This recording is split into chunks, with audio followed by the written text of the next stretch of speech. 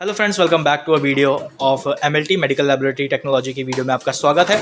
आज हम microbiology department के अंडर में सीखेंगे रैपिड ड्राई बायोकेमिस्ट्री बेस्ड जो माइक्रोबायोलॉजी के अंदर डिपार्टमेंट में टेस्ट लगते हैं। जैसे कि आप यहाँ देख रहे हैं स्क्रीन पे अपने HBsAg है, यहाँ पे सिफिलिस का कार्ड है और साथ ही साथ में यहाँ रैपिड डायग्नोस्टिक कौन सा है सर ये कार्ड?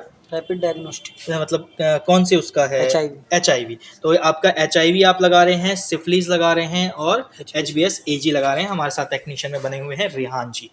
तो यहाँ जो प्रोसीजर है वो स्टार्ट किया जा रहा है। सबसे पहले जो पिपेटिंग प्रोसीजर होता है वो यहाँ ध्यान होता है। मैनुअल में जो पिपेटिंग अमाउंट लिखा रहता है हम उसी को फॉलो करते हैं। सबसे पहले यहाँ पे HBsAg का टेस्ट लगाया जा रहा है। आपने रैपर रिमूव करना है। रैपर रिमूव करने के बाद आप देख सकेंगे कि इस तरीके का ये आपका कार्ड रहता है। और अब जो है पिपेटिंग 50 माइक्रोलीटर, इसमें आप सर क्या डालेंगे? इसमें सीरम डालेंगे या होल ब्लड? सीरम डालेंगे। 50 माइक्रोलीटर जो है यहाँ पे सीरम डलेगा। सीरम की ट्यूब है ये आपकी, देख सकते हैं SST ट्यूब इसे बोला जाता है, सीरम सेपरेटिंग ट्यूब। यहाँ पे आप देख सकते हैं सीरम जो है अलग से दिखाई दे रहा है। पिपेटिंग में ध्यान रखना होता है, पिपेटिंग जो है वो बिल्कुल एक्यूरेट होनी चाहिए, कोई एक्सेसिव पिपेटिंग या ड्रॉपिंग नहीं होना चाहिए। जो एक्सेसिव होता है उसको टिश्यू की हेल्प से रिमूव कर लिया जाता है। यहाँ देख सकते हैं किस तरीके से जो टेक्नीशियन है हमारे वो करने के बाद, और ये जो वेल है ये इस वेल में इसको पिपेट करा दिया गया है। अब ये धीरे धीरे जो इसका वेल है वो सक करना शुरू करेगा। यहाँ पे इसका डिपॉजिट होगा और ये सीरम जैसे जैसे आगे बढ़ता जाएगा। यहाँ पे अगर आप ध्यान से देखें तो मेंशन किया हुआ है टेस्ट कंट्रोल की कुछ वैल्यू। अगर आपको मैं दिखाने की कोशिश करूँ, यहाँ आप देखेंगे C2 और 1, यानी C और टेस्ट 2 और 1 दिखा हुआ है। आप देख सकते हैं यहाँ पे स्क्रीन में जा रहा है। सर इसकी लेबलिंग भी आप करते हैं कि किसका लगाया जा रहा है, कैसा? ओके। तो मार्कर की हेल्प से इसी कार्ड पे मेंशन कर दिया जाता है लैब आईडी के थ्रू कि कौन से पेशेंट का सैंपल यहाँ पे रन हो रहा है। तो वीडियो में आप साथ ही साथ में देख पा रहे होंगे कि किस तरीके से सीरम जो है वो वेल की तरफ मूव कर रहा है। तो यहाँ पेशेंट आईडी सर देख रहे हैं कि किस तरीके से जो पेशेंट आईडी दी हुई है वो यहाँ पे मार्कर की हेल्प से इन्होंने मेंशन कर दिया है कि किस पेशेंट का जो है टेस्ट लग रहा है। HBsAg का ये टेस्ट है। तो यहाँ आप देख सकते हैं, यहाँ मेंशन कर दिया गया है। ये आप देख सकते हैं ये पेशेंट आईडी है और ये नाम है। मैंने ग्लव्स पहना नहीं है और इसलिए मैं कोई भी सामान को टच भी नहीं कर रहा हूँ। जो सर है वही प्रॉपर प्रोसीजर फॉलो कर रहे हैं। PPE इन्होंने पहना हुआ है। अगर मैं बात करूं HBsAg की, तो ये वायरल मार्कर के अंडर में आने वाला टेस्ट है जिसमें आपका HIV, HCV, HBsAg और VDRL सिफिलिस ये वाले कार्ड रहते हैं। अब जो सेकंड कार्ड लगने जा रहा है वो आपका HIV का लगने जा रहा है। यहाँ पे जो पिपेटिंग वैल्यू है वो चेंज की जा रही है। यहाँ पे सैंपल वैल्यू जो है अब 10 माइक्रोलीटर सेट किया गया है। आपका HBsAg में 50 था according to the procedure of literature. यहाँ पे इसकी रीडिंग के लिए अलग से रख दिया गया है। अगर मैं थोड़ा सा फोकस करके दिखाना चाहूँगा तो आप देखेंगे हल्की सी कंट्रोल लाइनिंग इसमें जो है वो शो होना शुरू हो गई है। तब तक हम दूसरे प्रोसीजर पे देखते हैं कि आपका जो HIV है वो किस तरीके से लगाया जाता है। ये आप देख सकते हैं HIV का ये वेल है। इसमें आप देखेंगे तो यहाँ 10 से 20 माइक्रोलीटर जो है वो लिखा हुआ है। बेसिकली 10 माइक्रोलीटर सीरम होता है, 20 माइक्रोलीटर आपका होल ब्लड है, यानी आपका ये कार्ड दोनों से लगाया जा सकता है। HIV 1 और 2.30 ये कार्ड है। यहाँ पे इन्होंने पिपेट कर लिया है 10 माइक्रोलीटर, आप देख सकते हैं अपनी स्क्रीन पे। उसके बाद अब यहाँ पे जो वेल है उसके अंदर सबसे पहले जो एक्स्ट्रा है वो रिमूव करते हुए यहाँ पे वेल में पोर किया जाएगा। यहाँ ध्यान रखना होता है कि पिपेटिंग जो है बिल्कुल एक्यूरेट होनी चाहिए। और अब इसके अंदर एक बफर सॉल्यूशन डलेगा। ये बफर सॉल्यूशन क्या करता है? ये हेल्प करता है कि आपकी जो रिएक्शन है इस पिच पे वो प्रॉपरली हो सके। यहाँ पे 2 ड्रॉप अप्रॉक्सीमेटली तीन ड्रॉप अप्रॉक्सीमेटली यहाँ पे बफर सॉल्यूशन डाला गया है। यानी सबसे पहले आपको सीरम डालना है, उसके बाद 3 ड्रॉप्स जो है आपका बफर सॉल्यूशन रहेगा। 3 ड्रॉप्स का मतलब हो गया अप्रॉक्सीमेटली आपका 20 से 25 माइक्रोलीटर जो है वो आपका यहाँ पे बफर सॉल्यूशन आ चुका है। तो यहाँ धीरे धीरे आप देखेंगे जैसे जिस तरीके से आपका HBsAg कार्ड में शो कर रहा था उसी तरीके से यहाँ पे आप देखेंगे कि किस तरीके से जो सीरम है वो धीरे धीरे आपके जो स्लिप है उस पर आगे मूव ऑन कर रहा है। और यहाँ पे भी जो लाइनिंग है वो प्रॉपर देखने को मिलेगी। अगर सी पे लाइनिंग आती है डेट मीन्स कंट्रोल है, और अगर टेस्ट में 1 या 2 पे आती है तो फिर वो रिएक्टिव हो जाएगा। ऐसे ही यहाँ पे HBsAg में जो है वो रिज़ल्ट अप्रॉक्सीमेटली आई थिंक आ चुका है, कंट्रोल लाइनिंग आ रहा है, टेस्ट में कोई लाइनिंग नहीं है। तो इसका इंडिकेशन अभी हमारे जो सीनियर टेक्नीशियन है मिस्टर हिलाल सर वो बताएंगे कि इसकी रिपोर्टिंग किस तरीके से की जाती है। तो अभी हम देख चुके हैं 2 कार्ड हमने लगा लिया है यहाँ पे। सबसे पहला हमारा HBsAg लगा, अभी हमारा HIV लग गया है। अब हम लगा रहे हैं सिफिलिस का। यहाँ दोबारा से 50 माइक्रोलीटर जो है पिपेट में सेट किया गया है, यहाँ पे टिप सेट किया जा रहा है। और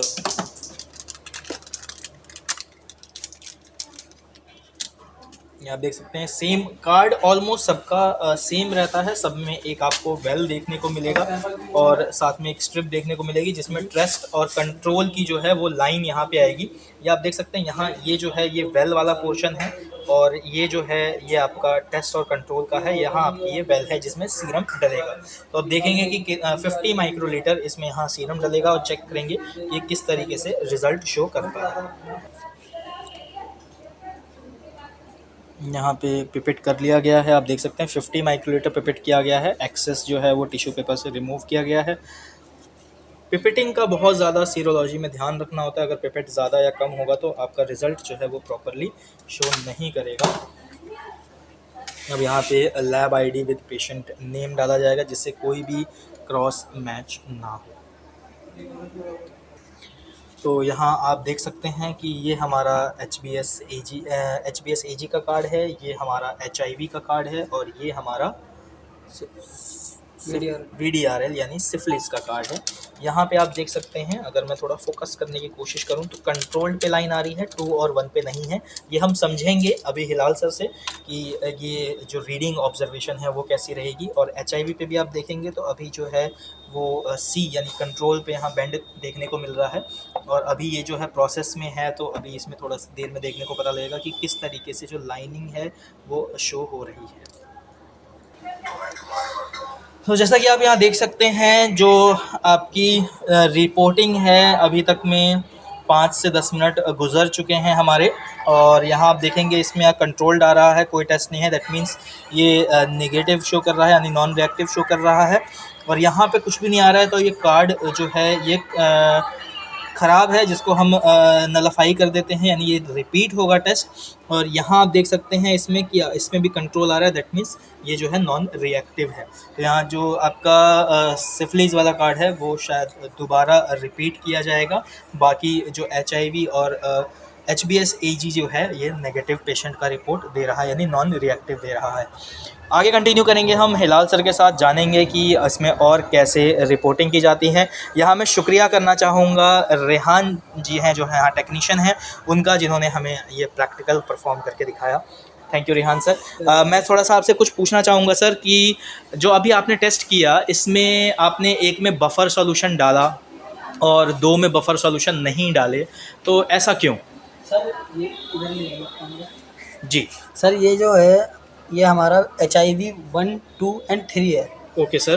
तो इसमें हमें बफर की नीड होती है, ओके मतलब डाइल्यूशन करने डाइल्यूट करने के लिए ज़्यादा बफर की ज़रूरत पड़ती है, क्योंकि हम यहाँ पे सैंपल जो है वो 10 माइक्रोलीटर वो भी कम ले रहे हैं। Okay okay okay. और इसके केस में ये होता है, ये VDRL है हमारा, सिपलिंग जिसे बोलते हैं। जी जी। इसमें 50 माइक्रोलीटर हम सीरम लेते हैं। ठीक है। इसमें 1 और 2 नहीं है, ऐसा कुछ नहीं है, मतलब हमारा जो वॉल्यूम ऑफ सैंपल है वो भी ज़्यादा है, तो बफर की रिक्वायरमेंट नहीं रहती है, उसका जो वेल है वो प्रॉपरली ले पाता है। अच्छा सर, यहाँ पे कोई टेस्ट या कंट्रोल वैल्यू नहीं आ रही है, तो क्या ये कार्ड रिपीट होगा? यस सर, रिपीट होगा ये कार्ड रिपीट होगा। बाकी के 2 रिजल्ट जो है वो नॉन रिएक्टिव और नेगेटिव शो कर रहे हैं।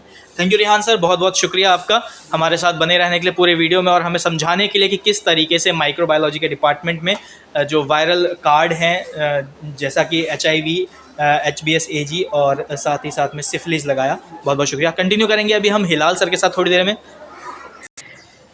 जैसा कि आप देख सकते हैं अभी रेहान जी ने दोबारा दूसरा जो कार्ड लिया सिफिलिस का, VDRL का, उसमें वेल में डालते ही सीरम जो है वो एस्पिरेट करना शुरू हो गया अपने डिपॉजिट वेल की तरफ। और यहाँ पे आप देख सकते हैं इस वाले में कोई भी ऐसा डिपोजिशन नहीं दिख रहा था, यानी ये कार्ड जो है वो नलाफाई निगलेक्टेबल है यानी रिजेक्टेड कार्ड है।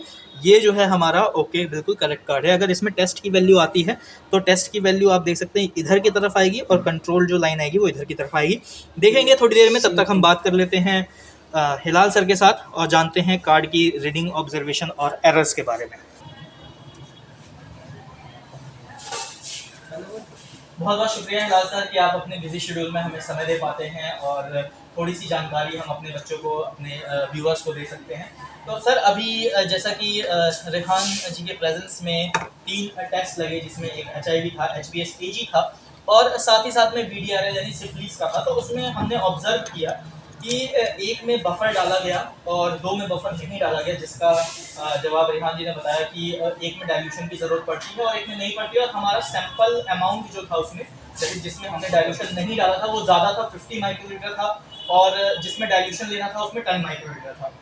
तो वो तो कॉन्सेप्ट थोड़ा सा क्लियर हुआ, लेकिन डिटेल में मैं थोड़ा सा और पूछना चाहूँगा।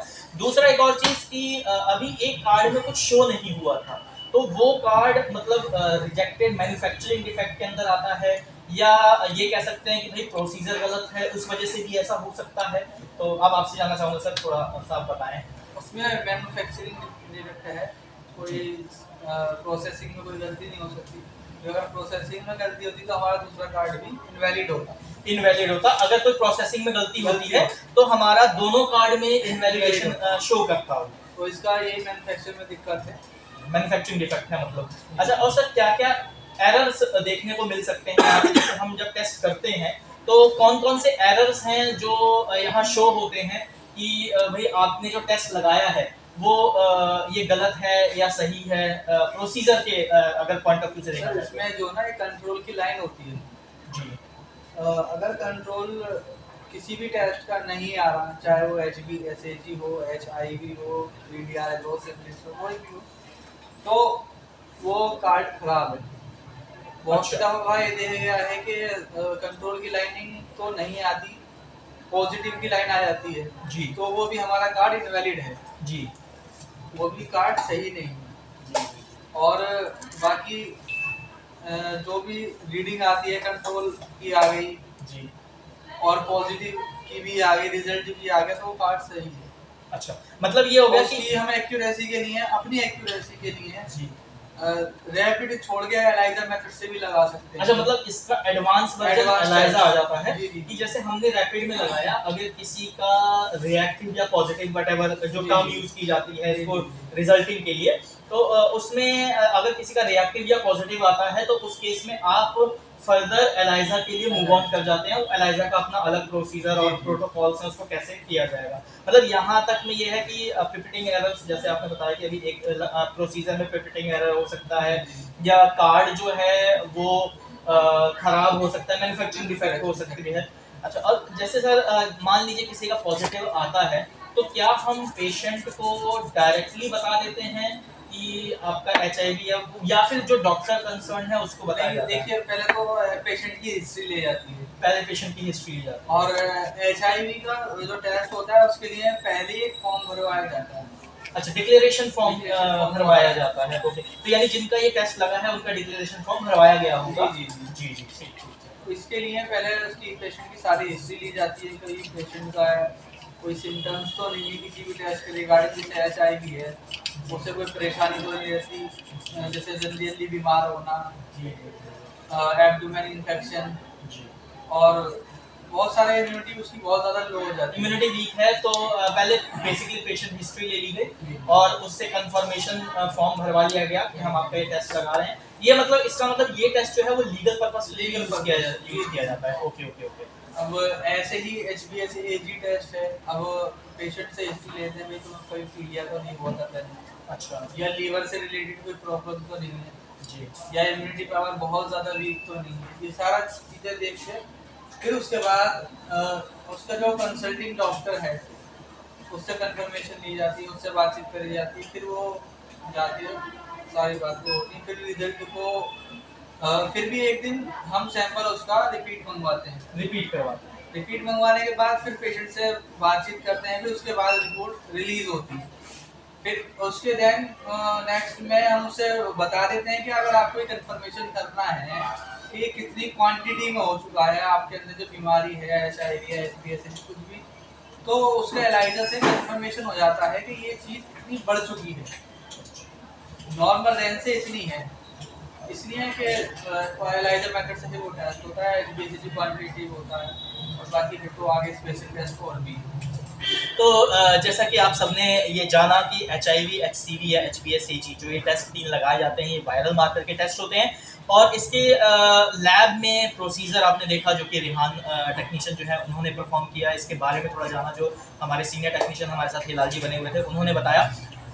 ये बेसिकली लीगल पर्पस के लिए भी टेस्ट किया जाता है, और इसमें सबसे ज़्यादा इंपॉर्टेंट जो ध्यान रखने वाली बात है कि रिपोर्ट जो रिलीजिंग के ऊपर जो सर ने फोकस किया कि अगर रिएक्टिव या पॉजिटिव आ रहा है तो इमीडिएटली हम रिपोर्ट रिलीज नहीं करते हैं, पहले कंफर्मेशन कराते हैं, सैंपल रिपीट करा के या दूसरी लैब में उसको भेज के कंफर्म करते हैं कि भाई ये सैंपल है, ये पेशेंट है, इसका HIV रिएक्टिव आ रहा है या HBsAg पॉजिटिव आ रहा है। तो उसमें क्या होता है कि आपका जो पार्ट है, टेस्टिंग का जो पार्ट है, कंफर्मेशन का जो पार्ट है, वो डायरेक्टली पेशेंट को नहीं आता है। उसके बाद भी सर ने एक बात बोली काउंसलिंग से रिलेटेड कि जैसे किसी पेशेंट का अगर कोई रिएक्टिव आ रहा है तो उसको फिर काउंसलिंग किया जाता है, बताया जाता है, उसको समझाया जाता है कि आपको ये चीज़ हुई है, और अगर आप ये कंफर्मेशन और अच्छे से करना चाहते हैं तो इसके एडवांस टेस्ट है जो कि जस्ट इसके अपोजिट इसके बाद आने वाला रैपिड टेस्ट के बाद आने वाला एलाइजा बेस्ड टेस्ट है, तो उसके बेसिस पे किया जाता है। तो उम्मीद करता हूँ कि आपको ये वीडियो पसंद आएगी, एक इन्फॉर्मेटिव वीडियो रही होगी, जिसके अंदर आज हमने माइक्रोबायोलॉजी के डिपार्टमेंट में कार्ड टेस्ट लगाया जो कि वायरल मार्कर की कैटेगरी में आता है, HIV, HCV एंड सिफिलिस। धन्यवाद।